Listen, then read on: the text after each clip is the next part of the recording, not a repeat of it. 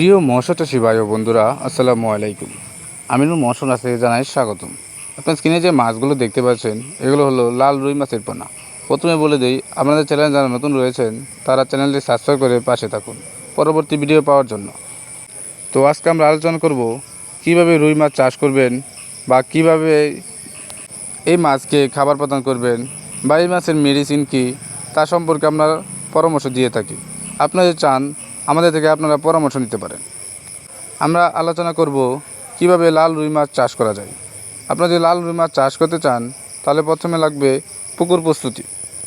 আপনারা যদি ভালোভাবে পুকুর প্রস্তুত করতে পারেন তাহলে অবশ্যই আপনারা এই লাল রুই মাছ চাষ করে কম সময়ে লাভবান হতে পারবেন।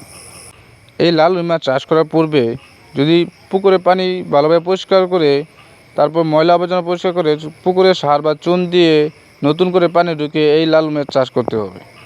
যদি আপনারা ভালোভাবে পুকুর প্রস্তুত করতে পারেন তাহলে অবশ্যই আপনারা এই মাছ চাষ করে ভালো লাভবান হতে পারবেন। এছাড়াও আমাদের কাছে আরও বিভিন্ন ধরনের মাছের পোনা রয়েছে, যেমন শিং, মাগুর, কই, গুলশা, পাবদা, ট্যাংরা, ব্লাড কাপ, লাল রুই, চিতল, কাতল, ভিয়েতনামি কই, ভিয়েতনামি শোল, সরপুঁটি, থাই পাঙ্গাস, মনোসেক্স তেলাপিয়া, কই কার্প, লাল কার্পু এবং সাদা কাপ জাতীয় মাছের পোনা রয়েছে আমাদের কাছে।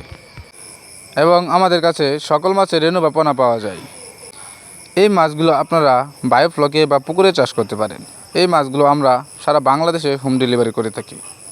তো যদি কেউ একবার আমাদের কাছ থেকে এই মাছগুলো নেন তাহলে বুঝতে পারবেন আমরা কীভাবে যত্ন সহকারে মাছগুলোকে খাবার প্রদান করি বা কীভাবে যত্ন সহকারে মাছগুলোকে লালন পালন করি ইত্যাদি।